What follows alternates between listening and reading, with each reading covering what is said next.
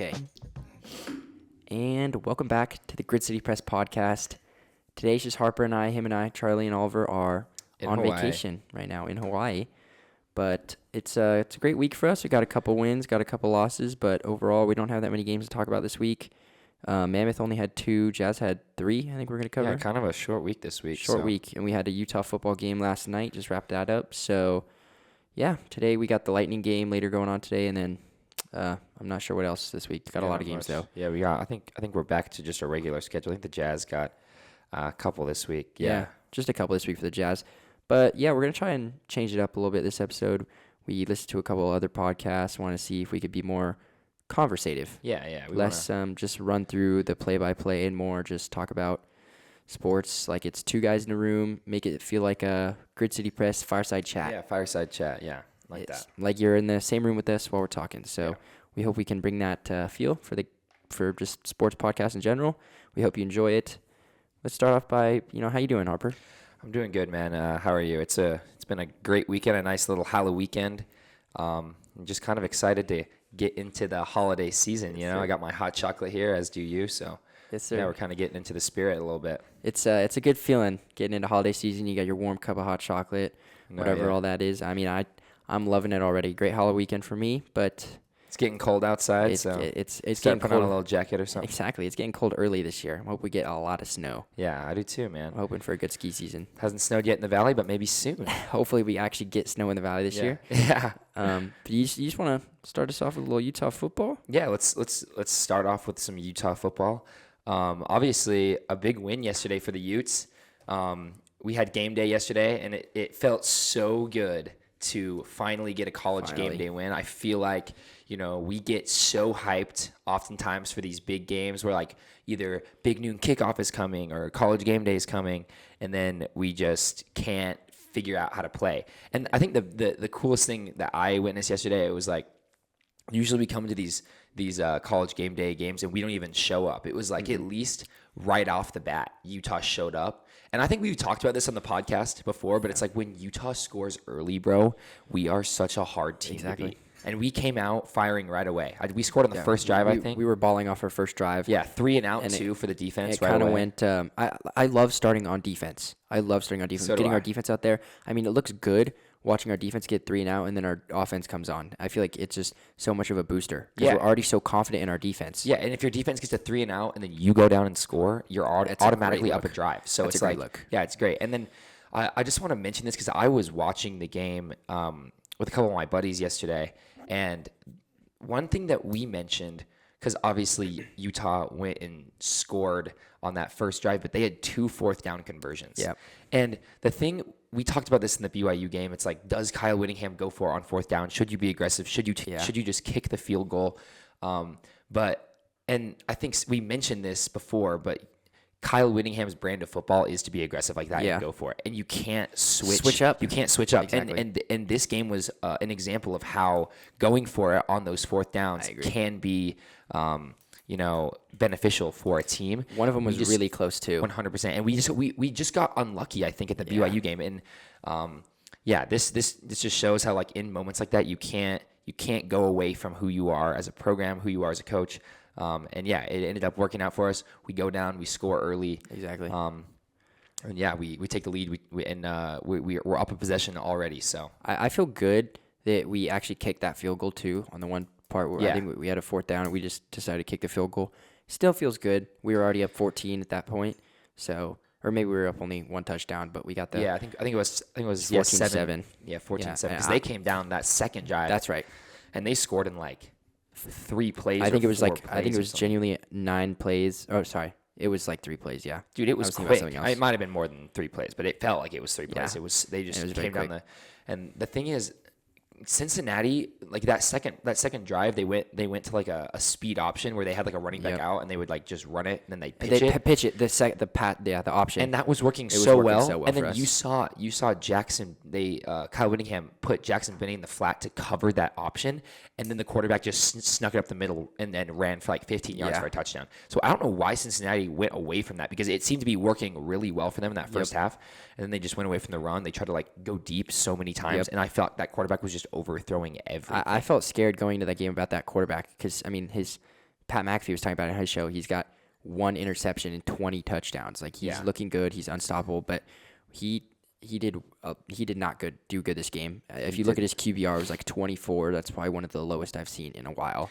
Yeah, let's just see what his his he was 11 for 33. Yeah. I mean, he had 221 yards. He did have that 88-yard, or how much was it? It was like 88-yard touchdown. I think so. But he also had that interception that kind of bounced off somebody's hands. Yeah. That turned into a fumble. Yeah, and I just want to mention this too, because yesterday Utah's offense looked just so well. Like, it was just clicking. Everything was clicking, and we seemed to just get it down. You know what I mean? I was listening to College Game Day, and one of the things that Reese said in the intro, he was like, "Halloween's over. If you're a team now, you can't hide behind a mask. Like, you can't fake who you are anymore. Like, November's where like you see who are the good teams and who are the bad teams." And I was walking out of the stadium yesterday, and I'm like, you know what? Thank God we're playing our best football right now. Yeah, at the end of October, beginning of November, because I would much rather be playing our best football now than our worst football. Well, not even that, but like best football in the early season. And then we kind of die down. Yeah, that's fair. I liked offense-wise that we were playing both Bird Ficklin, 50-50 for Wildcats, was it? Yeah. And also Devin Dampier.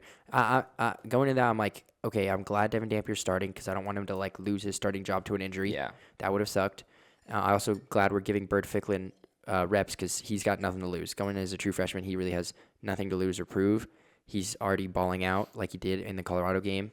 And I like to see our trick plays too. Yeah. That one trick play that was Wayshawn Parker took the snap.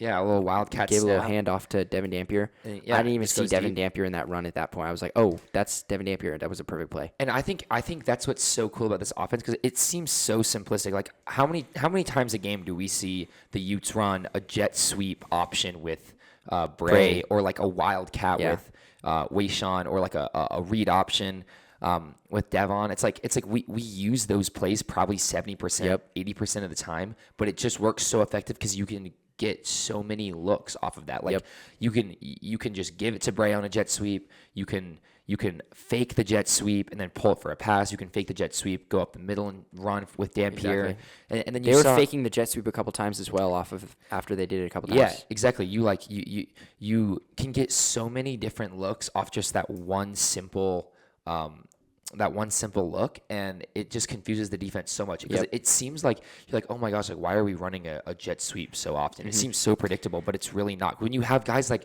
Wayshawn Parker who can get downhill, Devin Dampier, even Nate Johnson, who we saw came into the game, and he got some reps, and it's cool just to see,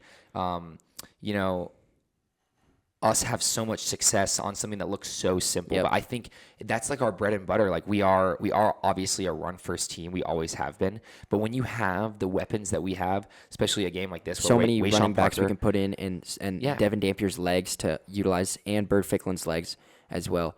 We go to the run first, and maybe we run the QB option. It doesn't work, or the QB draw, and it doesn't work all that often. But it's, like you said, it's our bread and butter. Yeah, and Dampier looked decent passing today. He was 16 for 31, which isn't terrible. I'd like to see it better, but he, like, in the beginning of the game, he was trying to go deep. He'd miss throws, but then towards the end, just little throws over the middle, checkdowns, and it was getting us like 5-6 yards every single time. So it was like those short passes, and then you go back to the run. It's hard to stop a team like that. Wayshawn Parker, 17 attempts, 104 yards. So he had a great game. Just a great game, and we've talked about it before. Obviously, they were splitting backs. Looks like Wayshawn Parker is kind of becoming that RB1. 17 attempts compared to Nakari Rogers 8. So Nakari Rogers, he did have a couple good plays, but he did. It was obvious we were putting, like, in the trick play, we had Wayshawn Parker playing that, and I just like seeing him because I think he finds the hole a lot better. Maybe not a lot better, but he definitely is more patient on his runs. I think so too. I think you look at it, 6.1 average yards per carry. I mean, that's elite. If you can be over 5 yards a carry, I mean, that's pretty good for a running back. Did he get the second touchdown? Yeah, he did. Yeah, and that was a really nice touchdown. How long was that? That was like a 40, 50 yard. 39 yards. Yeah, 39-yard touchdown. It was a really nice run. He broke a tackle, got a lot of yards after contact. I think that's a great look on him.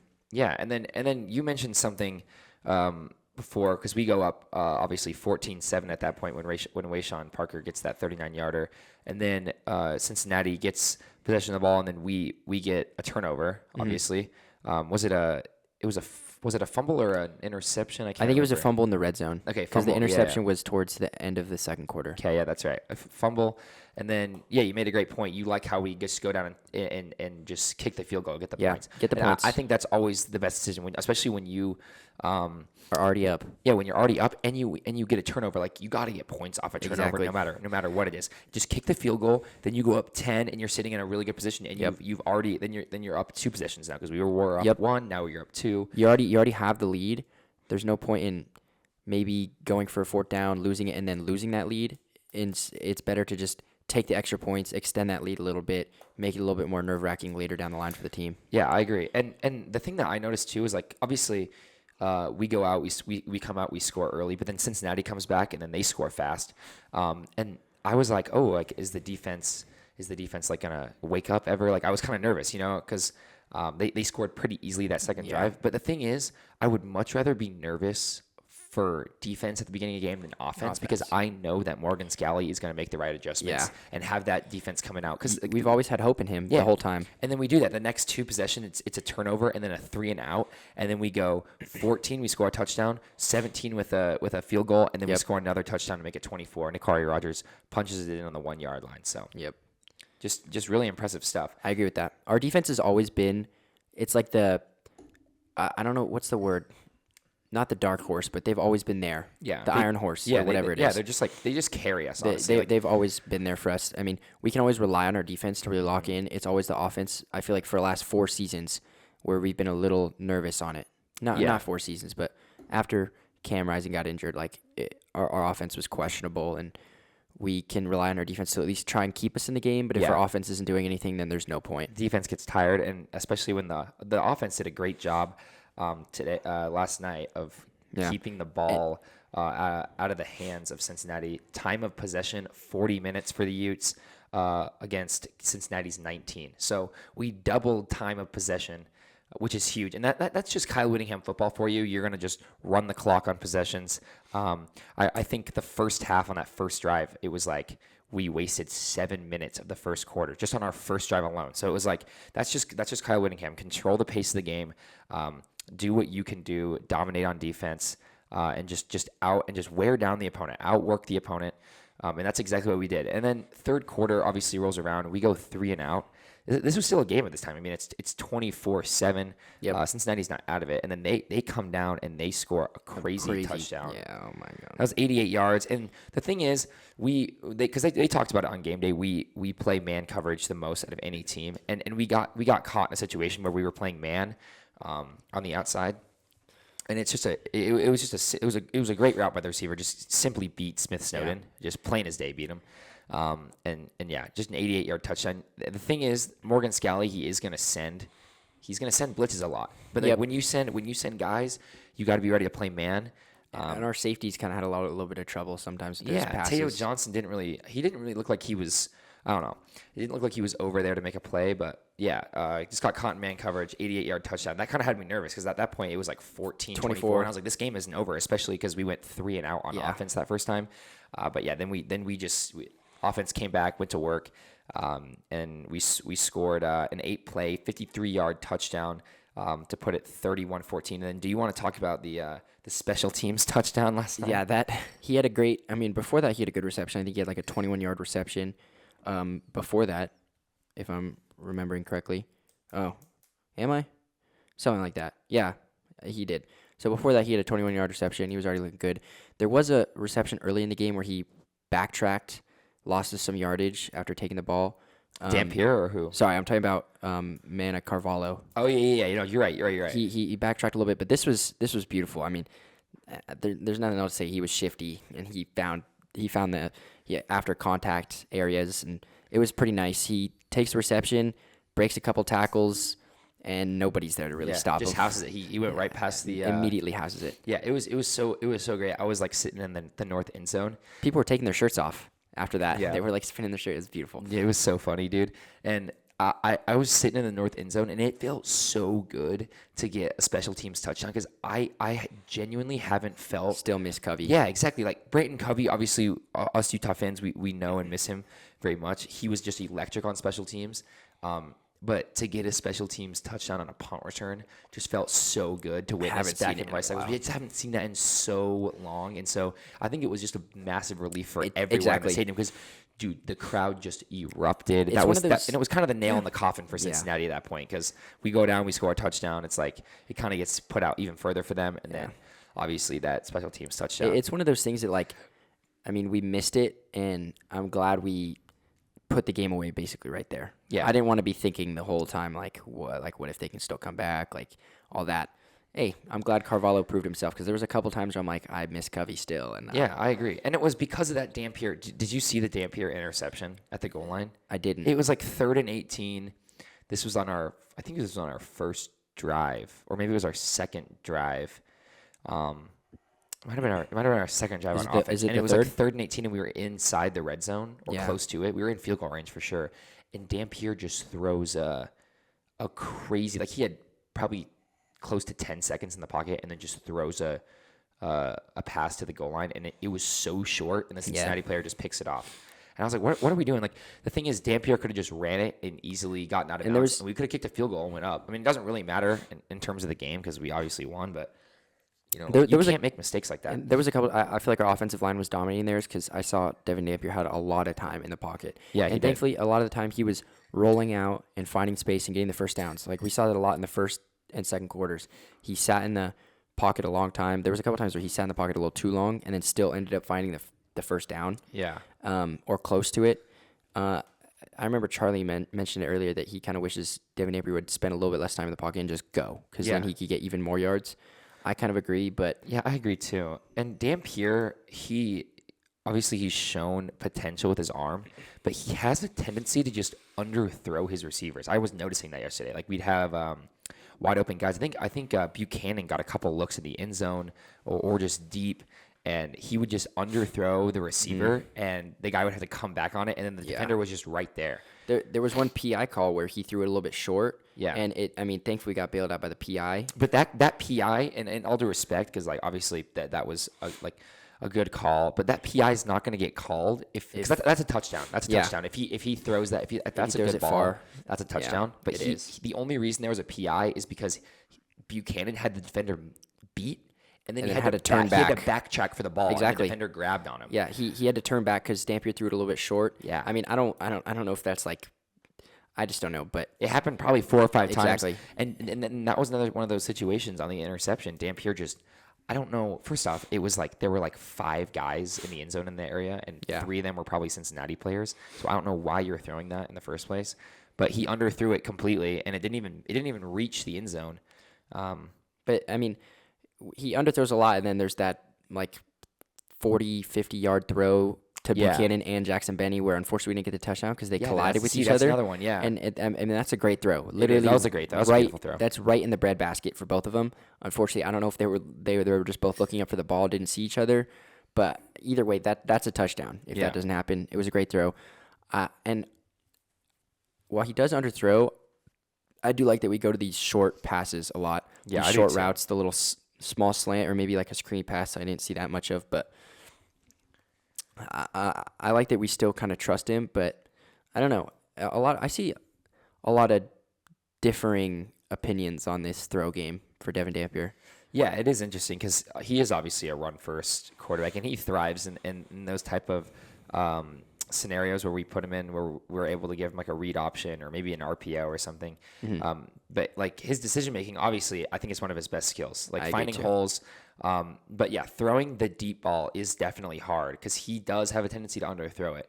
I think the biggest thing for us in this game though was the turnover margin. We won 3-2, and honestly, Cincinnati shouldn't have even had that second one because we got an interception and then we fumbled it. So it should be 3-1. It should be 3-1. It should be 3-1. We got a little unlucky. You would like to see Smith Snowden just go out of bounds. Go out of bounds or go down. He tried to get the pick 6, which I appreciate. I love that. But yeah, maybe just go out of bounds. But yeah, that was awesome. And then obviously a special teams touchdown, which we just talked about. crazy stat. I always like to remember this because Kyle Whittingham said it one time.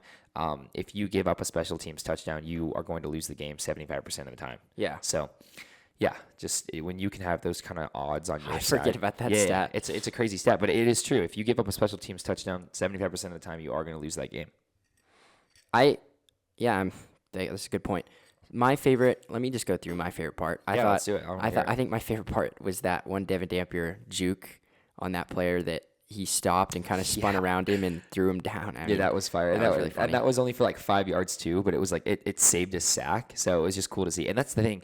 We talked about it yesterday with some buddies. I was like, I think Dampier's like one of the least sacked quarterbacks. He's untacklable. Yeah. And the thing is, obviously our offensive line is good, but it's just so hard to tackle Dampier in the open. Yeah. Like if he has any room, he'll just beat you. Yeah. Or he'll just hit a little move on you and just get around. It's so hard to tackle him. Exactly. And he doesn't just run into he tries to juke you. Yeah. And he's very shifty. He does have a tendency to like, have you ever noticed take the hit when he like has an open lane though, he has a tendency to try to cut back.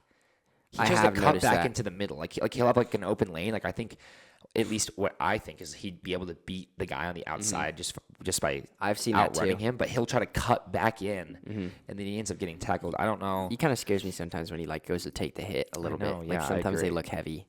I agree. But obviously, huge win for the Utes. Cincinnati moves to, what is that now? 5-2. It's 7-2. 5-1. I know, but like 5-1 in conference play. play. 5-1 in conference play. So that puts us technically fourth in the Big 12. Houston lost yesterday, so we're now above them in the tiebreaker. That's a big loss for Houston. Yep. And then so it goes BYU 5-0, Texas Tech 5-1, Cincinnati 5-1, and Utah 4-2. And I just want to go over because this season obviously isn't over. If Utah wants any chance of making the Big 12 championship, we have to win out. That's obvious. Exactly. We don't control our destiny that much anymore. Not as much necessarily, but the path to the Big 12 isn't as hard as I thought. Originally, I thought we had to hope for 2 Texas Tech losses, but if Tech gets one more loss, we have the tiebreaker over them because we have a higher strength of schedule than them. Because So I sent this link to you if you want to pull it up on your phone as well. It's just a chart that shows every possible scenario for the Utes making the playoffs. Yeah. So thank you. Shout out Josh Furlong if you guys are Utah Utes fans. Did he make this himself? Yeah, he did. If you guys are Utah Utes fans, go follow Josh Furlong on Twitter. He's really good for Utah insider info, and then obviously he dropped this chart, which is super helpful. So it starts out obviously Utah has to win out. Okay, so assuming that. Then it goes, did Texas Tech win out? And I'm just going to follow the easiest path that I see. Did Texas Tech win out? Let's just assume they don't. Let's say they lose next week. I just followed, yeah. Yeah, let's say they lose next week to BYU, right? Then did BYU win out? Let's say yes. Okay. Did Houston win out? Well, they lost yesterday. So do you want to go to the no path for me? Read the championship if all those things happen. If BYU wins out and Texas loses to BYU next week. It would end up in a BYU versus Utah. Number one BYU, they would be 9-0 at that point. Yeah. Utah would be the tiebreaker over Arizona State, Cincinnati, Houston, and Texas Tech. Yeah, so that's obviously the easiest one. I mean, you can go down there. There is a scenario where it ends up in like a Utah Texas Tech championship, but that assumes that Texas Tech wins out, and then BYU has to lose a second game, but it can't beat a Cincinnati. Say that again. Okay, so there is. They can't lose to Cincinnati. Yeah, so obviously the Utah BYU championship is the easiest for us because it just means that Tech has to lose and to BYU wins out. And BYU wins out. Yep. But there is a scenario. There are other scenarios. Obviously, like there's a Texas Tech scenario where we play Tech in the championship, but that requires Tech to beat BYU. Then for BYU to lose a second game, but the second game can't be to Cincinnati because BYU Cincinnati has to beat Cincinnati. Yeah, because was it to Cincinnati? No. Did Houston win out? No. Yeah, okay. Wow, this is a crazy good chart. Yeah, it's crazy, and it gets really chaotic if BYU doesn't beat Tech. It's obviously possible. It just gets really chaotic for the Utes if BYU doesn't win next week. I was walking home from the game, and we were talking about it, and it's just the biggest games obviously are Texas Tech, BYU next week, and then the Cincinnati BYU game. Because, we think about it, we obviously put BTA on Cincinnati yesterday. But they are not out of the Big 12. They're not out of they it. have one, They're still they above have us. one loss. They're still above us in the Big 12. And if they win out, they are in the championship. So we have to hope that BYU can win out and Tech loses. And that's Do Cincinnati our only and chance. Texas Tech play still? They don't. So we can go over Cincinnati's remaining schedule. They got Arizona next week at home, BYU at home, which is crazy, and then TCU away at the last game of the season. Okay. And that's going to be interesting because they have a bye week this next week. They play Arizona, and then they'll go play BYU at home. And if they beat Arizona next week, they're still top of the Big 12, assuming one of Tech or BYU loses, because one of them is going to have to next week. One of them. So Cincinnati will sit third if both teams win out.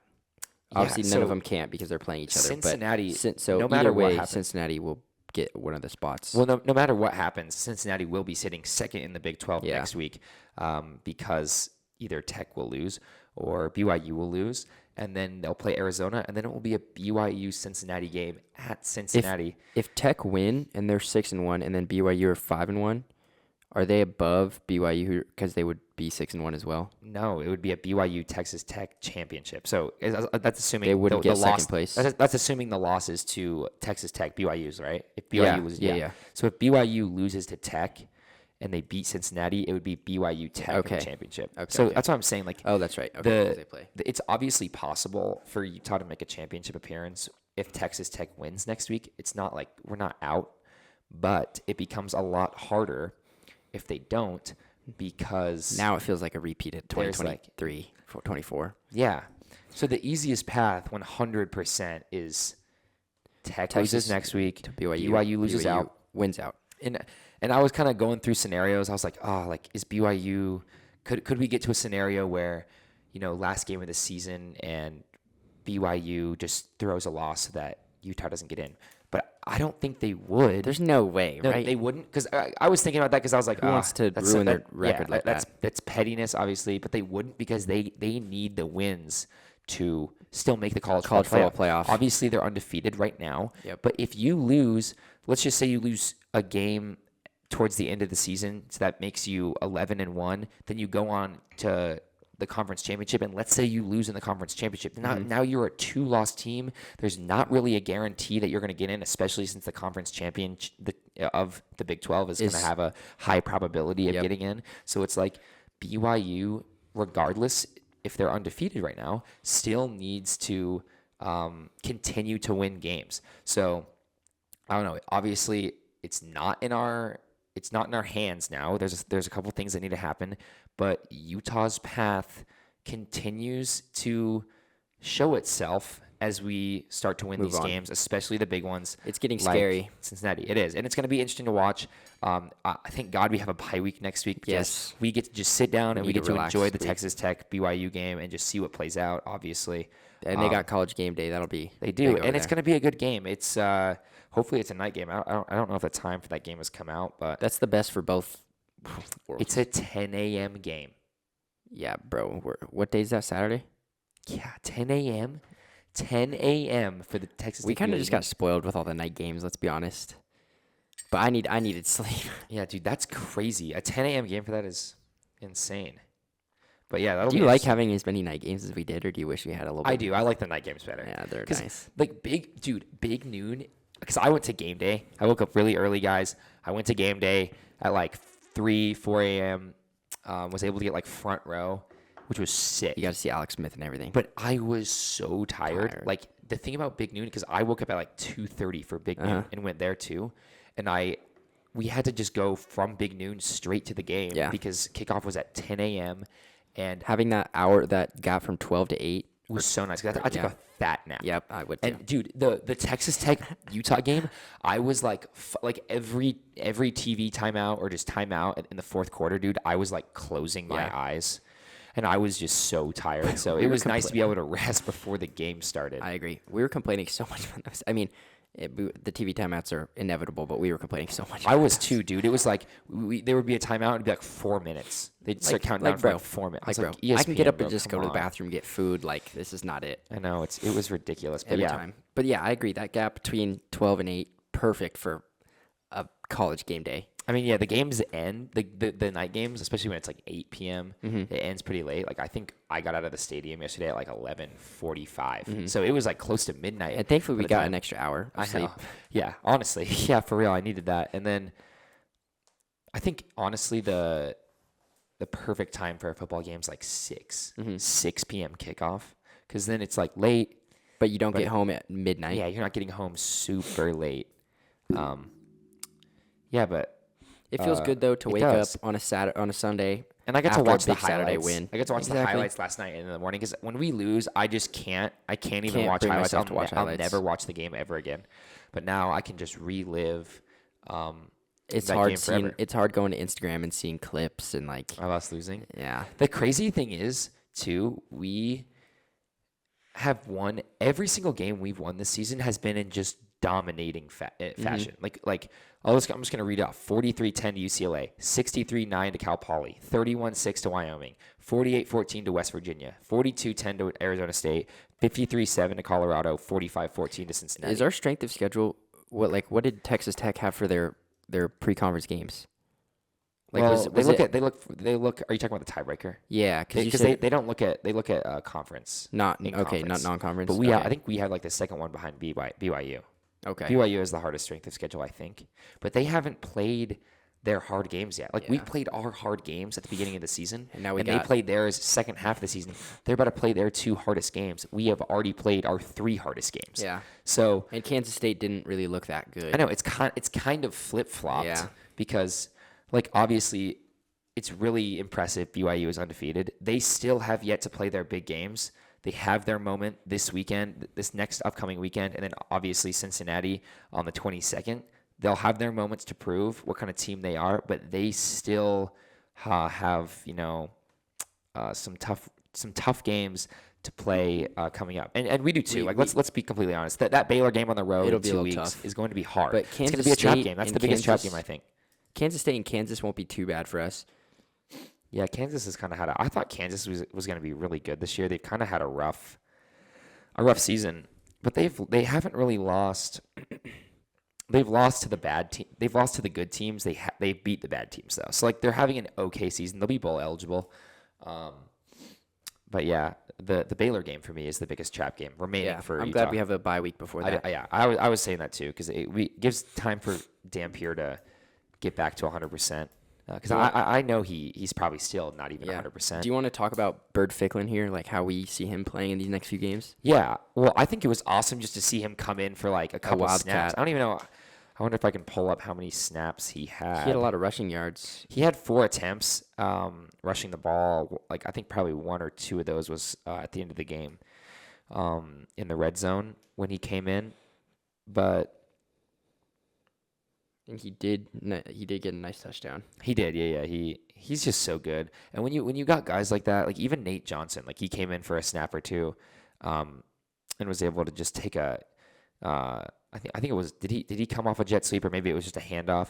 But when you have guys that are just that athletic, you can like plug them in different positions. And even like Dampier was lining up as a wideout. Yep. In some formations, so it's just cool to see like all the difference in plays. Yeah, it's just and you can do so much with it. We're really switching up our playbook. Like, I mean, not the whole playbook, but a lot through the season. Like our plays are changing. Yeah, we're really just going to what is working, and I think that's good. We're not sticking to these like short screen passes that weren't working for a while. Or I think I was saying it yesterday. Like, dude, Jason Beck was in his bag yesterday. He was cooking. It was just a masterclass. Honestly, he was calling. Like, I feel like everything was working. Everything. And it was good to see because I was like watching Colorado last week. I was like, either Colorado's terrible or we're starting to figure some things out. And it looks like we might be starting to figure things out. Thankfully. Yeah. Colorado did get destroyed by Arizona, though. They did. So they're probably also bad. Yeah. They're having a rough season. I mean, even though pre-conference games aren't part of our strength of schedule, I'm still considering like how good that UCLA win was. Yeah. It's still a good win. I mean, impressive on the road. But yeah, Baylor in 2 weeks is going to be a tough one. You got to win that, dude. Like we've had a great last 2 wins against Colorado and Cincinnati. We have to keep our momentum. You have to keep it going. It's going to be it could be a battle. Yeah. This is the biggest trap game I think of the season. So got to go in and win it. Have to win out if we want any chance of the postseason. And then we got in terms of Kansas State to end our as our last home game of the senior season. Night. That's a good one. It'll probably be a cold game too. It's right around Thanksgiving, right before Thanksgiving, which is nice because I think last year that Colorado game was like right after Thanksgiving. Mm-hmm.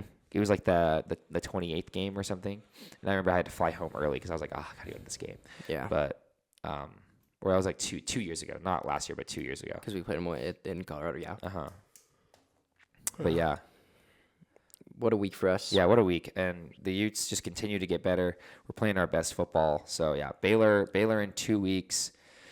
Got to continue to win out. It's a good sight to see us getting a ranked home Big 12 win. Yeah, finally. A college game day win felt good, too. So yeah. We got a big week ahead of us. A lot of games to look forward to. I guess we can just hop into another portion here. That'll end our Utah football portion of the Good City Press podcast.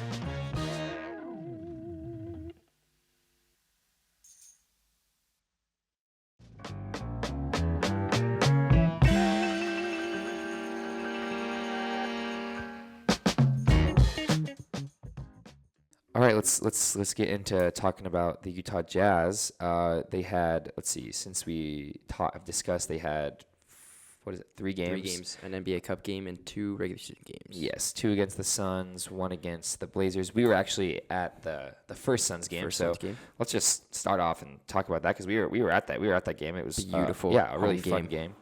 We had a great view of Lauri Markkanen, a 51-point career high game, first 50-point game for the Jazz since 98. Yeah, 98. First regular season, obviously Donovan Mitchell had 60 a couple. He had a couple in the playoffs in 2020. 50 and then 60. It was like 51 and like 57, I think. Okay, that's right. Yeah, great games for us. I mean, we lost to the Suns the second time in the NBA Cup group play, and the Trailblazers, that was a really close game. Yeah, and even the first Phoenix game was close because we had the lead for a long time. Yeah, and I felt like we were going to win it, and then all of a sudden Phoenix kept chipping away towards the end of the game, and then they were able to tie it, and we went to OT, which was fun because obviously Lowry was able to get that 51, that 50 bomb. But it was worth it. It was just close, and the Jazz have. Because they started the season off, and I was like, "Oh, is this Jazz team legit going to be good?" And then they've kind of slowed down here, and we're kind of starting to see that maybe this team still has a lot of progress to make. It's interesting because I'm watching these games, and I'm really, really frustrated with the way that Will Hardy is playing these players. Like, let's just go to the second Suns game. It hasn't changed since the first part of the season, even though a lot of players have kind of shown out. It really hasn't. And Ace Bailey's not getting many minutes. Bryce Sensabaugh's not getting many minutes. Can we just go to the minutes? If you want to just 5 minutes. If you want to pull up the minutes. Yep. 5 minutes for Bryce Sensabaugh. 5 total. He had 5 minutes. He had 3 points. I mean, nothing. Tell me Ace Bailey got 23. Walter Clayton got 9, and then Taylor Hendricks 5, and then let me just look at this. Svi with 23, and Kyle Filipowski with 10. How is Cody Williams getting more minutes than Kyle Filipowski? Yeah, 15 minutes for Cody Williams. He had 8 points. I mean, that loss to the Suns was just funny. But I don't understand that because that's obviously just one example. But he did it again in the Blazers. Svi had no points. He had. Let's just look at defensive stats. Sensabaugh had 13 minutes against the Blazers. Cody Williams had 11. Ace Bailey had 15. But then you go up to the starters, and it's like we have Markkanen playing 40 minutes, basically. Svi Mikhailuk's playing 25 almost. George is playing 32. Kessler's playing 30. So it's like Lauri Markkanen, Kessler, and George are on the floor at all times, and then he's just taking people on and off, which is so frustrating. And maybe Isaiah Collier coming back will just help change it up and cement a starting lineup. But I saw a tweet yesterday or the other day, and I couldn't agree with it more. I would rather have Will Hardy play our young guys and us lose by 30 than give Svi Mikhailuk 25 minutes a game and lose by 15. And lose by 15. Like, there's no point that we should be starting Svi Mikhailuk. I'm sorry, Oliver and Charlie, I know you guys are big Svi Mikhailuk fans. I just can't get on board when we're still losing games. You know what I mean? I think Play the young guys. I think it could be at least the losses could be a little bit closer, or just a lot less detrimental to our. Well, it's just so frustrating to me because he's not putting. I mean, I know I'm just looking at the box score here, but he's not putting up really any help for the team. Okay, I agree. Let's go to let's look at Svi Mikhailuk's game from the second Suns game when we lost in the NBA Cup, 96-118. Okay, Svi Mikhailuk plays 22 minutes. He goes 0 for 5 from 3 field goals, 0 for 5 from the field, has 0 points, 3 rebounds, and an assist. He's, again, we've talked about it, really good defensively, which is an upside. I think that's why Will Hardy's playing him so much. But how are guys like Filipowski, getting only 10 Clayton minutes, Jr., Sensabaugh, Ace Bailey, how are these guys supposed to develop if they're not seeing the floor? And in that first Suns game, I thought Walter Clayton was having a lot of good looks. There were some like turnovers, but I still think he had a lot of good looks to get hopefully more minutes and prove that he is at least getting a little bit better. But I agree. I don't think Walter Clayton or Kyle Filipowski are. I think they're getting. They do need more time, and it seems weird because Will Hardy. It feels like he's like in this mode where he's like, you have to earn your minutes if you want playing time. And he's done that with Bryce Sensabaugh and a little bit with Clayton and especially with Ace Bailey. But these guys aren't really getting the chance. They're scared to make a mistake now. So they come into the game really timid.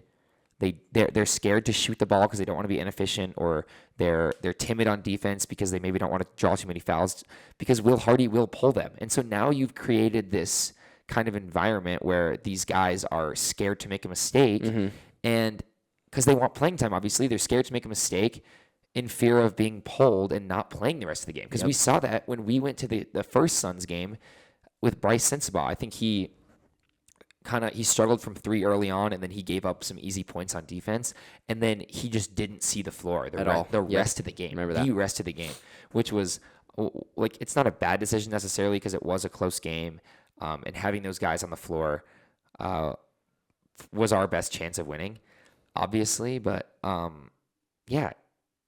Sensabaugh, 11 minutes in that game compared to the starters all having over 30. How does Isaiah Collier fit into this starting lineup? In terms of we're talking about all these players getting minutes. What kind of minutes is Isaiah Collier getting, at least fresh off injury? The thing is, I don't even know. Obviously, I did talk about it because Keontae George is playing 30 minutes a game, so maybe that lowers. I don't. If when Isaiah Collier comes back, I don't think Keontae George is gonna be playing 30 minutes a game, and I don't think he should. At least he's still playing great basketball. Oh, he's balling. Yeah, Keontae George is absolutely balling. Yeah, he is. He really is. 29 against the Trailblazers in 32 minutes, 8 assists. He had a great game again in the first game against the Suns. Let me just pull up that score really quick. He had, 26 in 43 minutes with 10 assists. So a nice little double-double for him after marketing drop 51 and 14. But still, he's balling. I agree. I think their minutes split a little bit more. I think Isaiah Collier, at least fresh off injury, is going to come off the bench. He should. I think he should come off the bench. And honestly, Isaiah Collier coming off the bench is going to help guys like Ace Bailey and Bryce Sensabaugh, because I think those guys do have a tendency to struggle creating their own shot. So when you have a guy like Isaiah Collier who's better at distributing the ball, it'll open up the floor for guys like Bryce Sensabaugh and Ace Bailey who can, just catch and shoot, or it just gets the ball moving, honestly. But I think Keontae George's minutes will go down, probably close to 25, maybe. I don't know. And then maybe Isaiah Collier is somewhere in there. People are gonna have to start playing, maybe Isaiah or Elijah Harkless's minutes go down or something. But it's so weird because Hardy is so inconsistent. because Bryce Sensabaugh first game of the season played 20 minutes a game, and now he's playing 5. So it's like, I don't know. Or like think about Walter Clayton Jr. He played that entire first Suns game, like the entire fourth quarter and overtime, and then he got 8 minutes the second game.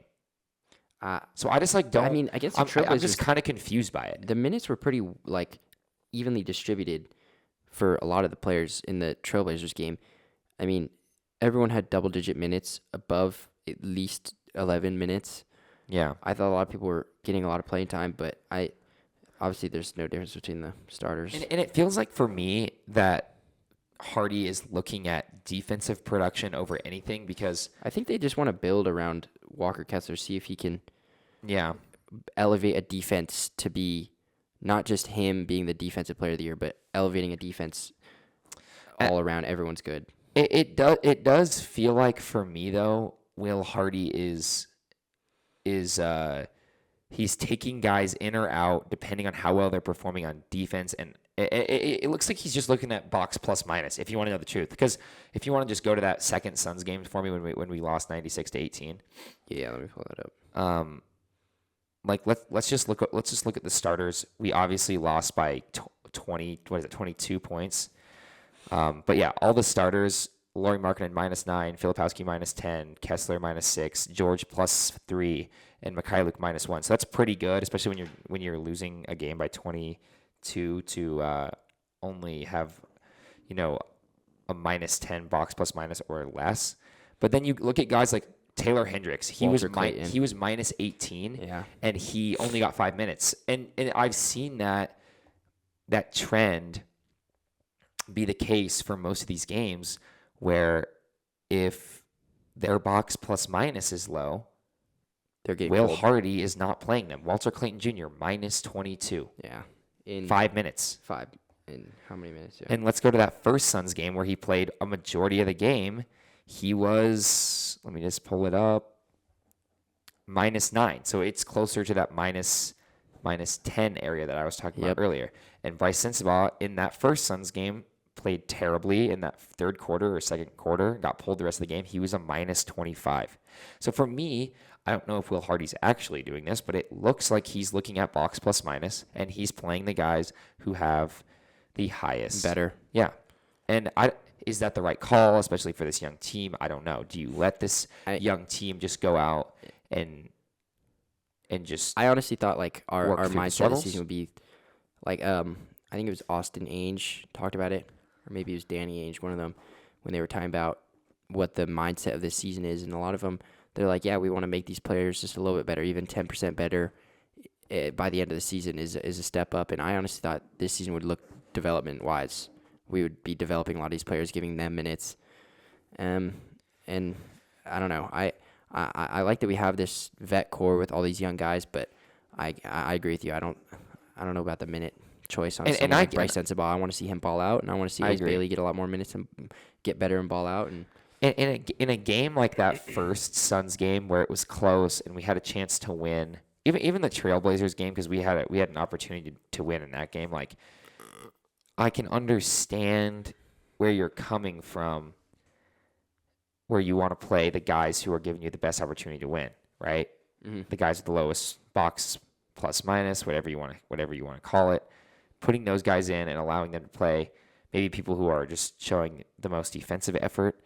But how are you going to justify that in a game in Phoenix when we lose by 22 and the young guys, who I think are some of our most important young guys, like Taylor Hendricks, Ace Bailey, Bryce Sensabaugh, Clayton Jr., are all getting under 10 minutes a game? And like, I want to see, like, I really like... I think Bailey had 22 minutes in that game, but still.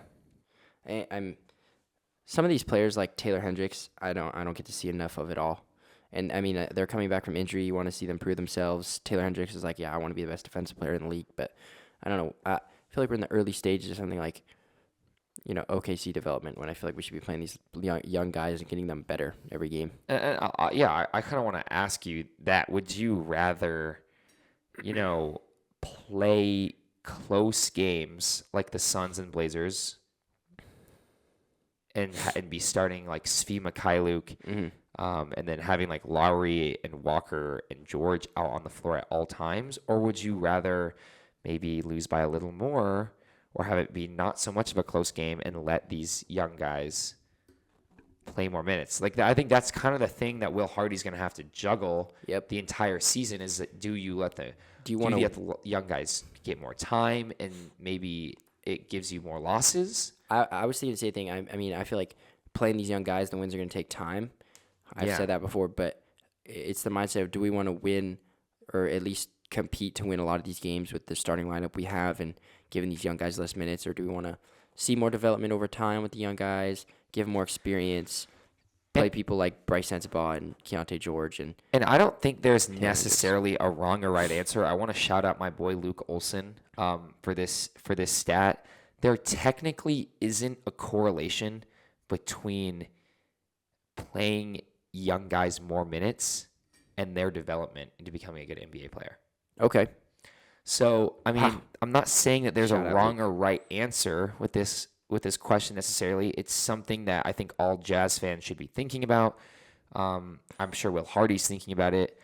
It's just, do you play the young guys or do you just go out there and try to have the best chance of winning? And a guy like Svi Mikhailuk, obviously taking minutes from the young guys, but he does give you a really good chance of winning the game. He's great defensively. He probably has one of the lowest box plus minuses on the team. I don't know for a fact. I'm just going to pull it up real quick.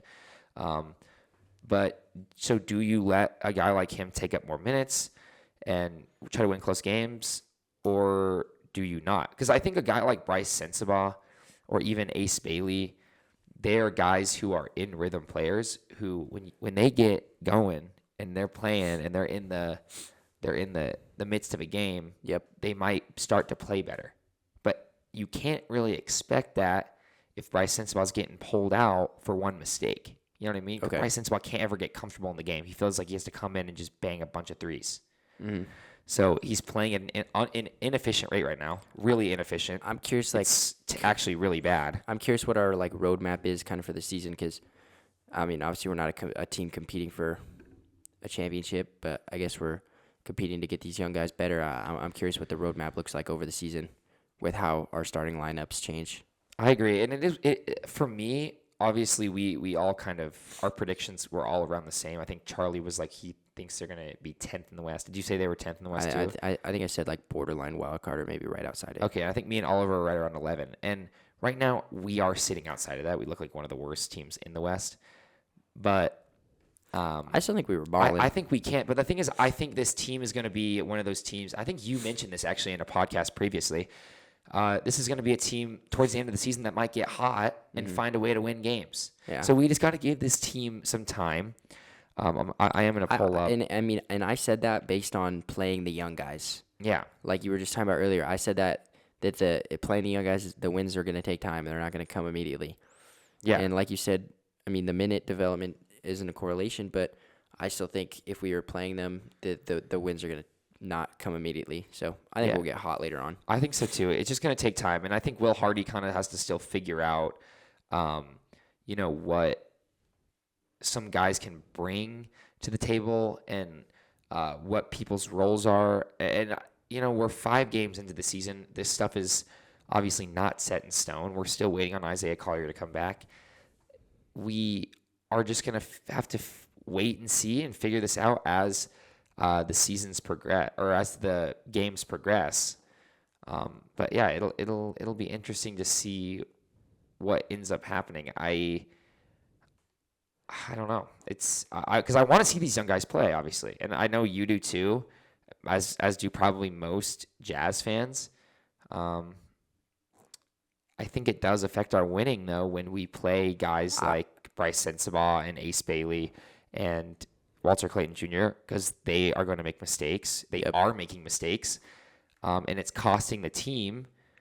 But the thing is, do you do that in hopes of, it's far down the line, but maybe there's a chance for a good NBA draft pick at the end of the season. True, and we have talked about it before. We We do have that 8th pick that we need to be inside of if we don't want OKC to get the rights to it. So I mean, there's that, and I don't know how competitive. Obviously, it seems like Will Hardy wants to be somewhat competitive when he's playing these types of lineups. It seems like he's on a winning mindset instead of like just what gives the team the best chance. And I'm sorry, I want to apologize. I can't find the box plus minus for some reason on. Are you saying overall for the season? Yeah, I just can't find it on. Let's see. Basketball Reference. Yeah, I don't see. But now, yeah, it is interesting to think about, right? But a little update. We got Walker Kessler out, or he's listed as out now. Okay, yeah, I found it, and I was right. Svi Mikhailiuk is the highest box plus minus on the Jazz this season. He's plus 60, and the top 5 are Mikhailiuk, Markkanen, Keontae George, Harkless, and Kessler. And you can see in these last 3 games that coincides pretty well with who is playing the most minutes, and that seems to be the biggest deciding factor for Will Hardy. Who is affecting the game in the most positive way? Those are the guys who are going to get the most minutes, and it's clearly Mikhailiuk, Markkanen, George, and Kessler right now. Thankfully, Walker Kessler, I mean, with all the drama that's been around him, he's still putting up points and showing out, and maybe that motivates him. He's got a really good field goal percentage. He's still putting up threes. Yeah, and Oliver said it the other but podcast. ESPN says Walker Kessler's out. Oh, really? He's been ruled out for Sunday's game against the Hornets due to a shoulder bursitis. Oliver was right, though, when he said last podcast, like, is Walker Kessler going to be consistent? Because he didn't have a very good game against 25 somebody. in the first Phoenix game, and then he had 18 in the Portland game, which was pretty good, 18 and 12. That was a really good game. But then where was he in the second Suns game? Yeah. He dropped 4 and 13. He wasn't really, taking a lot of shots, and I don't know why that is. I mean, he took 5 shots. He made 2 of them. It's not terrible necessarily. But, yeah, he kind of just disappears at some point. Was in a little bit of foul trouble with 4 fouls. I don't know. It's just interesting. When we get players back like Isaiah Collier, maybe Georges Niang, how do you feel like they both fit into maybe a starting lineup or just? Yeah, I don't know. We already talked about Isaiah Collier, but I don't know about Georges Niang because I didn't even think Kyle Anderson was going to get that many minutes, but then in Phoenix on Friday he played 25, so that was kind of a shock to me. I don't know why we're playing Kyle Anderson 25 minutes a game, especially. I don't know. It goes back to the whole box plus minus thing because he's -5. So there you go. I didn't think Cody Williams was going to see the court that much. A lot of people were saying that as well, but he got 15 minutes. -8. So he's under -10 for box plus minus. So there's your minutes. That's what it feels like to me. And I don't want to say that's what it is, but that's what it feels like. Whoever is contributing the most offensively and defensively, just box plus minus wise, it seems like they're going to get more minutes. Who's going to affect your winning? We haven't seen Kevin Love yet. We haven't. We haven't gotten a lot of minutes on him. I mean, let me end it on this. I'm still high on Bryce Sensabaugh. I want to see him play more. Obviously, that's just one player. But thankfully, I mean, a lot of people are like, yeah, Lauri Markkanen, trade stock went down. Should have got rid of him when we could. And then he drops 51 and then 33. And he's having a great season so far. I don't want to say breakout player because he's been here for a minute, but he's showing his worth. It is just interesting. And yeah, we just said it, but it'll play itself out. We got a bunch of games this week. We play today against the Hornets at 4 p.m. We got the Celtics. Monday at Boston, Wednesday in Detroit, and Friday in Minnesota. You think we can pick that one up against the Celtics? Probably not. Is Jason Tatum still out, right? Yeah, he's still out. He'll be out probably for the whole season close to it at least. That is interesting. Yeah, I don't know. I didn't realize Kessler got hurt. So Isaiah Collier expected to return on the 3rd, it says, and Kessler also on the 3rd. So hopefully we see Isaiah Collier in Boston. We'll be covering a lot of games. Yeah, we got 1, 2, 3, 4 games this week. Another NBA Cup game. I want to ask Friday, you this. right? Is NBA Cup that serious? Like, I know, like winning the NBA Cup, obviously it's the third season of the NBA Cup. Yeah, I think it's the third season. Is that even like, oh, hey, yeah, we won the NBA Cup, we're like that? Or is it just I like. don't know. I don't think they care as much, but I think it's a cool idea. A lot of people hate on Adam Silver for like introducing something like that. I think it's so cool. I like it. I love it. I love like being able to be excited about like games like that in the middle of the season. There's so many tournaments in like other leagues. Let me just take this like to soccer. European soccer. I love it. Or sorry, not just European soccer, soccer in general. MLS, they got the CONCACAF Champions Cup, the US Open Cup. I mean, there's that, and then European soccer, there's every tournament going on. Players are playing soccer day in, day out. I mean, obviously these basketball players are playing today, Monday, Wednesday, Friday, a game every 2 days. Same with hockey, but I like that we have another thing to be proud of. I don't know if it's like a banner-raising worthy win. Yeah, maybe not. I don't know about that, but it's still a little bit more. Yeah, it's fun. It's fun. It's fun to just tune in. I like the courts too. It's just cool to see. And I'm curious, the jerseys. Like, how you care about playing your starters in something like this, even though it does affect your regular season record. Yeah. I mean, you got to think of it as like just another game. Just another game. Got to win. I think it does add a little bit more competitiveness, though. You know. True. It's just. Yeah, it's fun to watch. We got the Jazz are on a pretty big road trip here, so let's just. You want to just do some game predictions? What we think? We got for the Hornets next today. For Hornets to Timberwolves. Yeah, I think the Hornets. They're interesting. They are interesting. They have been playing all right this season. They're same as us, basically. We get to play Sexton though for the first time, and he's kind of balled out this season. I think. I've seen. Look at that. So that'll be interesting. We could definitely get a win against the Hornets, though. It depends on how we play. I'm interested to see what kind of lineups are used today. Colin Sexton, 25 off the bench with 19 points, 25 minutes. Yeah. I think we pick up a win against the Hornets. Like you said, I don't think we pick up a win against the Celtics or the Pistons. Or the Timberwolves, I think. I think we can honestly lose all four. Honestly, the Timberwolves I think we go 1-3 this week, though. Yeah, I don't know. The Timberwolves right above us. I don't know if we can do that. I think the Pistons are too good. Celtics too good even without. I mean, yeah, I shouldn't even say without Jason Tatum because it's not like he's their whole team. But still, I think we could lose 3. I think we'll pick it up against the Hornets. I think the Timberwolves game could be close. Maybe the Celtics game could be close. But I'm just hoping not for a blowout. Yeah, just interested to see what happens. Hopefully we can get a win today against the Hornets. But yeah, anything else you want to talk about Jazz-wise? Nothing else. I got nothing else. All right, I think that's going to wrap up the Jazz part then today. Hope you guys enjoyed listening to that.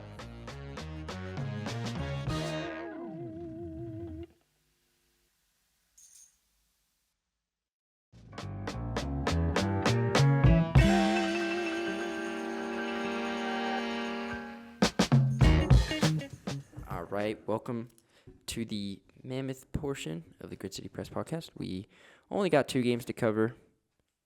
The Mammoth versus Jets and Mammoth versus Edmonton Oilers, both Canadian teams. Pretty fun games to watch. Only 2 games, though, is pretty interesting. Normally we cover like 4 games. But we kind of had a little bit of a break this week. A little bit of a break. Let's just take a look. Let's just start off by taking that a Jets look game, at the that Jets game was really big. We were ranked pretty high in the power rankings, or what is it called, the 16? The Sweet 16 or whatever, Super 16. Super 16, that's what it was. We were ranked like, I don't know if we were like 4th. Yeah, we're 4th in the power rankings. We're 3rd in the division right now, but we are a game behind the Jets and 2 games behind the Avalanche right now. And the Avalanche, I mean, they picked up a loss against, who was it? They lost to somebody. The Avalanche kind of have been struggling, honestly, recently. They lost to the Sharks. They've lost in a OT. bunch of games in a row. They've lost they lost 4 straight. 3 of them being in OT, and they beat the Devils. They beat the Devils. And they lost again. Yeah, to the Sharks in OT. But that's the thing. That shows how important these in-conference games are. No, I'm talking about like just overtime oh, games. Yeah. Like because they've lost 5 games, but they've all been in OT. So you still pick up points. Yeah, you still pick up points. It's really important. But either way, the Mammoth, we beat the Jets. That was a pretty big game. That was a really big game because that made it 7 straight wins. Yep, and they would have been 1 behind it, or they would have probably gone over us, obviously, because they were tied on us with a game behind. But we pick up a win against the Jets. Bit of a nerve-wracking game, and then the Edmonton Oilers game was just, I mean, the floodgates opened. Yeah, and that was, I mean, all good things come to an end. Kind of expected. We'll be back. It's a road game in Edmonton. Tough game, but we gave them way too many chances. We were up pretty early on. I think we were up like 2-0. Yep. And 2-0. They came back and scored 2 straight. What's his name scored 2 straight? It was the same. It wasn't McDavid. Was it Draisaitl? I don't know. I forget his name. Draisaitl had a goal. Howard had a goal. McDavid had 2 goals. So it could have been McDavid. But yeah, we went up 2-0, and then they come back and tie it, and then we find a goal right before the end of the second to make it 3. Was the end of 3-2? Yeah. Okay. And that was like that was like right in the middle of the second, and I was like, okay, so let's just get out of this period. Yeah. And survive, because we had looked good. Because again, Cooley comes out, he's been on a heater, and then JJ Peterka, had a nice goal. We've talked about this second line so many times. Both of those goals from the second line. So again, you see the production, and then they come back, they score 2 straight. Barrett Hayton finally finds a goal this season to make it 3-2. So now I'm thinking like, okay, let's just get out of this. This period up 1 goal. Yeah. And then what happens? Draisaitl comes back. He ties the game. And then it was so funny because like both these goals to tie the game and then to take the lead, it was like off a rebound. Veggie like gets a save, and then pad rebound directs directly to a Oilers player, and the goal's just wide open. It first happened with Draisaitl to tie the game, and then Ty Emberson takes the lead on an exact same look right near the end of the period. And I was like, okay, now we're down a goal. Yeah. And then out of nowhere, it felt like McDavid comes back at the end of that period and scores it to be 5-3. And I was like, okay, that's over. Opened. Yeah, floodgates are opened. We're done. And then it was so yeah. Connor McDavid scores an empty net shot at the end. I feel like nothing really to hold our heads on. It's still not bad. No. Logan Cooley got like his 8th goal this season there. Yep. So he's really heating. I don't want to say heating up, but he's looking a lot better. And then we signed his I was going contract to say, extension. now we might as well talk. 8 more years. Yeah, and I saved this tweet because I think it's so cool. The Utah Mammoth now have JJ Peterka, who's 23 years old. Oh, yeah. He's signed until 2030. Gunther, 22 years old, signed until 2030. Cooley, 21 years old, signed until 2030. Keller signed through 28. Sergey signed until 2030. And Veggie signed until 2030 as well. So, I mean, that's your core group of guys, and you have most of them locked up until 2030. Keller's the only one who's not. 28 is when his contract is up. But yeah, that's especially for how good this team has looked. It's good to see these guys get locked up long term. It was unfortunate for Veggie that last game. His save percentage took a hit. He allowed 5. Yeah, the last one was an open net goal. But still, I want to talk about our defense. Yeah, 79% save percentage. Yeah. It's a little rough. I want to talk about our defense from this last game. Yeah, let's hear it. I mean, yes, we did allow 6, but there were still some good looks from Schmidt, I think, and Sergachev. Sergachev had an assist. He bagged an assist. But I still always think, not always, but I think from the beginning of the season, our defense has been the most standout for me. While our second line has done amazing, I just think our defense is still very standout. We go back to games like Colorado, great game. We go to games like the Jets, pretty good game. Very good game. And I don't have any. I mean, it's like Utah football. I don't really have any doubt a lot of the time in our defense. We're going to show out and play well. I'm very happy with it. I do want to say that I think we struggled a lot in the Oilers game. I don't want to. Was it power play? No, I mean we killed all the penalties. I'm trying to think of what it was against the Oilers. We just got unlucky, I think, in the midst of the game, and then we kind of slowed down offensively. 3 goals, you're not going to win a lot of games if you just score 3 goals. Obviously, we have, but 3 goals, you gotta have some more production. Momentum. And I want to see us when we go down, like we did when I said we went down 3. They came back, they tied it. Obviously, we went down 4-3. And then the offense kind of just looked timid, and we couldn't get any looks, and it was just all Oilers. Didn't really have momentum or just energy. We just died. Like it looked like it just cut the momentum off from us completely. I feel like a lot of that momentum change has come from like a Veggie save, like a big save from Veggie, and everyone is like a lot. I mean, obviously at home, but still. Yeah, and then or maybe like a fight or something, or like a big hit, like something just to get the team riled up. It didn't seem like we had anything like that. We weren't really getting a lot of good opportunities, and it is interesting. Obviously, the Edmonton goalie had a decent day, 87%, which isn't terrible. But yeah, we didn't like the Oilers didn't necessarily outshoot us. Like it was 23 compared to their 25 shots on goal. They completely outshot us in the second period, 15-5. Yeah. But they capitalized on 15. They scored on 3 of those, right? It was 3 3 of those they scored. Wait, hold up. They scored on 5 of those. They scored on 5 of those in the second period. So 15 shots on goal in the second period for the Oilers. They scored on 5 of them. Like that can't happen. And I think a lot of that is just like I mentioned it I think last podcast. Like Veggie is really good when he's on, and then he kind of dips. He had what game was it? I think our start where he had like a 70%. I think it was the Blues game, right? Where he like just didn't really have a good game, and I was like, oh. I don't think our stars really showed out this game necessarily. No hate, but it was that Blues game. He let 4 past. Yeah, that was one of those games where we put 7 behind the Blues. So thankfully, can we outscore the opponent when Veggie's not performing? That's something that needs to happen. You can't score 3 goals and expect to win. But Veggie does need to step up. 79% is just unacceptable. Like you said, or like I said a little bit earlier, I think it's like in a lot of the name of the game for us this season is, can we convert in penalty minutes? Yeah. I mean, we didn't have that much against Edmonton, but we kind of struggled a little bit in the penalty minutes earlier in the season. Yeah, we didn't get. But I also just think it depends a lot on our stars, like Cooley, Gunther, a lot of those guys, young core, shining throughout the season. And that ended our streak of games, 7 consecutive games with not only like the wins, but consecutive games with a power play goal. I think we were up to 4 or 5 maybe at that point. So that ended our streak. We only had 2. What was it? We only had 1 attempt actually. We are still 3rd in the West though, still looking good. A lot of teams the Stars didn't have a great start, and now they're heating up. Yep. And they're coming back. And I mentioned that. Like you can't. I remember you saying we are in such a tough division. You can't expect to just be able to take a couple games off. You gotta come into every single game wanting to win, because there's only 3 available spots to guarantee a playoff spot in this division. There are probably 4 to 5 really good teams who have a shot. I look at teams like the Wild and the Blues who are having a rough start. Obviously, this is an 82-game season. Who knows what happens in 40 games? Yeah. You know what I mean? Stars are creeping back up, like you just said. They are at 15 points, 1 below us. So yeah, we got to kind of put pedal to the metal this week.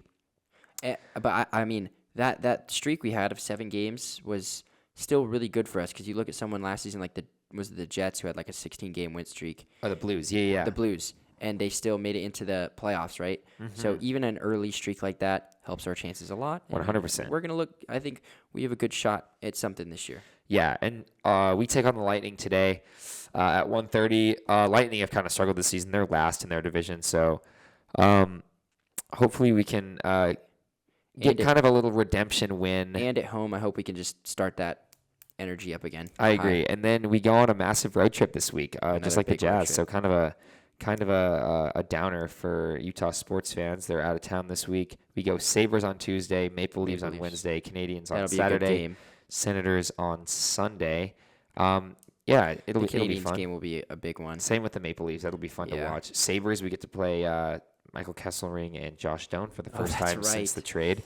And JJ Paterka visits back in Buffalo for the first time since the trade. So we got a lot of big games this month. I mean, we played the Golden Knights twice, Canadiens twice, Dallas Stars, Ducks let's just take a look at some of the standings. We play a lot of Eastern Conference teams. Yeah, but Canadiens, 18 points this season. Yeah. They've played 12 games, won 9, lost 3. They're just on an absolute tear right now. I look at a team like Ottawa Senators. They were a playoff team last year. they're starting the season pretty good too. 14 points, 6 wins and 5 losses. Not terrible. They got 2 overtime losses as well. Sabres kind of struggling. Lightning kind of struggling as well. And then the Maple Leafs. This is a team who lost one of their best players to the Golden Knights this past off season. They're kind of in like an identity change almost. But yeah, they're off to a slower start than usual, I would say. 6 wins, 5 losses, 1 overtime loss. I think the Ducks, too, is a really big game. Their defense is really good. They have great defense. They don't allow very many. So I don't want to say they don't allow very many, but just as a base, they have a lot less goals. Their last games, they had 2 for the Red Wings, 2 against the Panthers. This is goals that they allowed. And they beat the Red Wings and the Panthers, both really good teams right now. Not allowing many goals. Great starts for them. Big month for us in terms of where we look going on for the rest of the season. Obviously, it's a long season, like you said, 82 games, but all games matter. Yeah, this week especially. I mean, we pretty much play. Let me see. What is that? We play a game back-to-back days. Hold up. We play the. Sorry. We play a lot of Atlantic Division teams this week. I think all of them are actually Atlantic teams. Let me just double check. Yeah, the Buffalo Sabres and the Toronto. Yeah.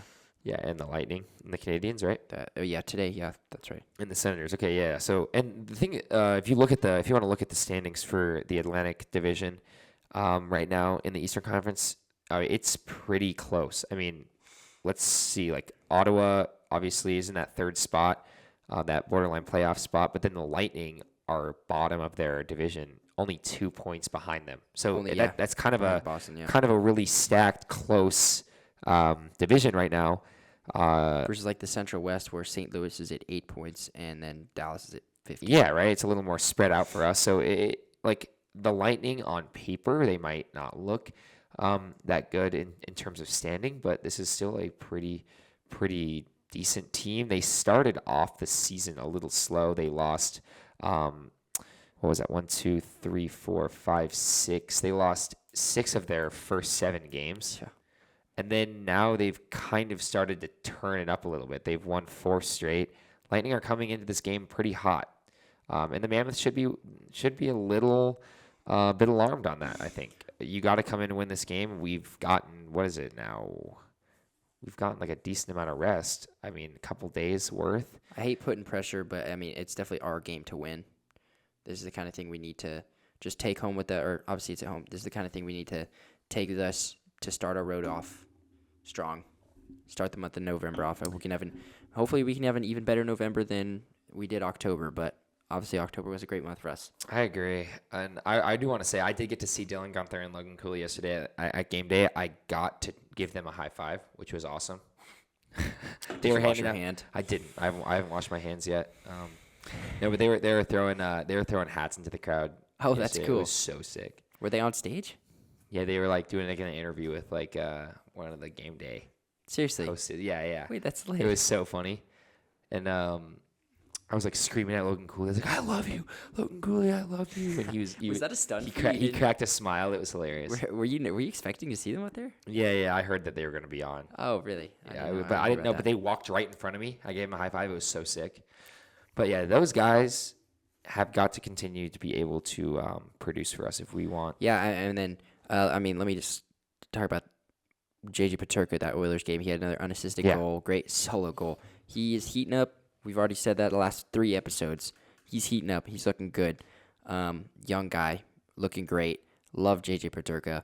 I think his strongest is finding open chances just out of nowhere. A lot of couple unassisted solo goals so far this season. And our top 2 lines have looked really good. I sent this to Charlie the other day, but this was a couple days ago, so it's probably not exactly accurate anymore. But top line so far this season, coming in at 3rd in the league is Schmaltz, Hayton, and Keller, and then coming in at 14th is Peterka, Cooley, and Gunther. So we have 2 of the top 15 lines in the league. Where does Schmaltz sit now in point total for the NHL? That's a good question. Let me look it up. Yeah, I'll look that up. But yeah, that's really impressive to see. We're the we're only one of two teams that have two lines, or no, one of three teams that have two lines on this list. The Avalanche and the Buffalo Sabres are the other two teams on the list with two lines in the top 15. So yeah, that's just pretty cool to see. We've talked about how good our stars are and how much it affects the wins for this team.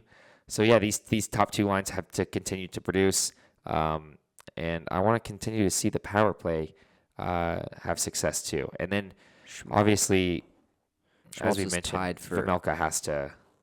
Sorry, keep going. Yeah, Vejmelka has to just be better. Yeah, I think he can't have games where he's letting in. You think Vanacek starts goals against the Lightning here? No, because we've had rest and Veggie's ready. I think Veggie starts today. You think he'll have any games this week? Seeing as we have a back-to-back for the I think Vanacek will probably start against the Leafs. Yeah, okay. But sorry, back to just Nick Schmaltz. He's got 17 points, tied for 8th, but first place is at 20. Second place is at 19. So he's still doing great this season. Yeah, and Nick Schmaltz is looking great. And Keller really hasn't, goal-wise, obviously points-wise, he's top of our team, or close to it. But Keller hasn't been able to really produce goals as much as he was, I feel like, last season. But it's good to see Nick Schmaltz step up. In step. He's got a lot of assists, Keller. mostly. Yeah. He's a catalyst for us. I mean, we already talked about stars in general. They're all so good. I'm glad we kept them signed for so long. I think it's important to see us get a win tonight against the Lightning. I agree. I mean, I already said it. But only to see us get a win against the Lightning only to start 4 goals. I mean, it's actually not terrible. Nick Schmaltz is still or Logan Cooley's leading in goals now. Yeah, 8. Yeah, so I mean, Keller's not. I guess I shouldn't say he's not producing very well, but I would like to see him score more goals. He was our goal leader last year, so to not see him up there is kind of a bit of a surprise. But yeah, 12 points for Clayton Keller on the season. Same with Gunther, same with Cooley actually, and then Schmaltz has 17 points in the season. 7 goals, 10 assists. Do you want to do like a little prediction for our record just for this week? Yeah, let's do it. Let's just go into it. Yeah, I think we should win against the Lightning. I want to say we win against the Sabres. We'll get a win against the Leafs. And I think we get, I want to say we'll get 3 wins this week, an overtime loss, and a regular loss. How about that? I like that. That's really good.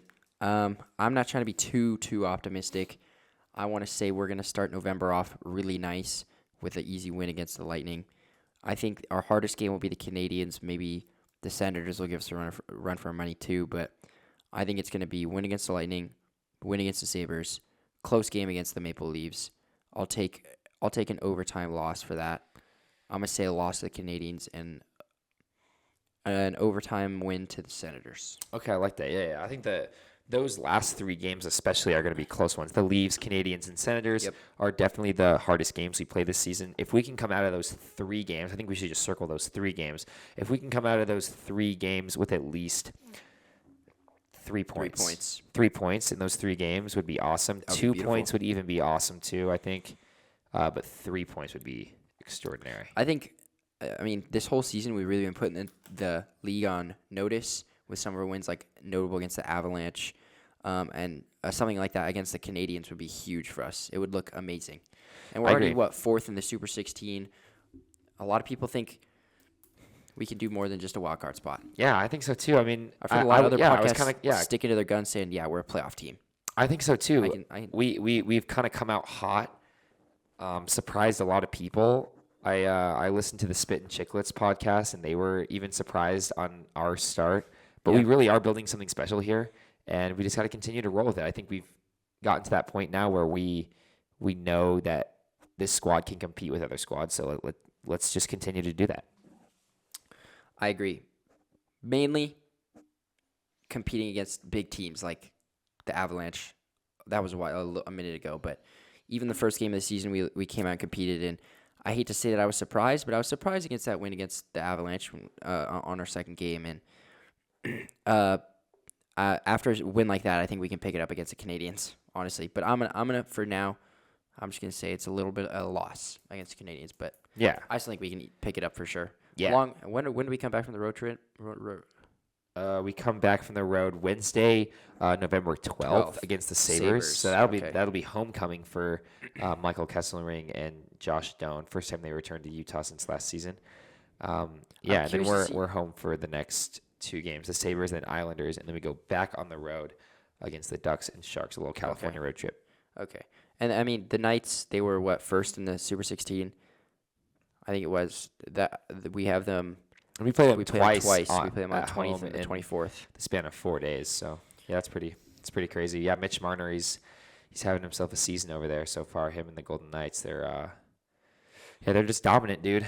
Kind of insane to think. Yeah, it is. It really is, and that'll be a fun game. The Golden Knights are always fun when they come here. There's a lot of Golden Knights fans in Salt Lake, obviously. So I think by the end of the week we'll stay in third in the Western Conference. I hope so. Yeah, and I just want to look at let's see Dallas's schedule and maybe the Jets' schedule. Dallas plays the Oilers, tough game. Ducks, obviously one of the best offenses in the league. And then Predators and Kraken to finish the week for Dallas. They have a pretty easy week. Definitely a lot easier than our schedule for sure. And then the Jets this week play the Kings in LA, the Sharks in San Jose, the Ducks in Anaheim, and the Canucks in Vancouver. So a pretty difficult schedule for the Jets. They're also on a road trip this week. And they actually continue their road trip into next week playing the Kraken and the Flames. So, yeah, a long road trip for the Jets. We'll see how well they can do. But, yeah, the Kings, obviously a really good team. Ducks, one of the best offenses in the NHL, like I just said. Yep. And the Canucks are a good team, too. So we'll see how well the Jets can do. Dallas, that'll be a tough schedule for them. And then the Avalanche, who is first in the Central right now, plays the Lightning, who we play today, on Tuesday. The Oilers on Saturday. Canucks on Sunday. So, yeah, Avalanche also interestingly tough schedule as well. So by the end of this week, we should have a good idea of who the top teams in the Central are right now. But this is a big test week for the Mammoth. You gotta keep your foot on the gas.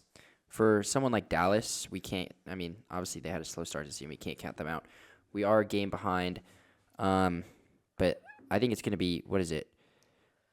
Top. What did we say was we would get a play-in spot? A wild card? Yeah. Or I think I'm still going to stick with that as a wild card spot. No matter how well we've done so far this season, I'm going to keep my expectations where they are because I want to be surprised. But, yeah, it's paid off. And it's cool to see because, like, the Avalanche, Jets, and Stars are showing some weakness. Yeah, I was going to say that, but they're also veteran teams. So the fact that we're like up there competing with them, against them, and we're going to have to compete all season long. We're a borderline, right? Because we're just 11 games into the season.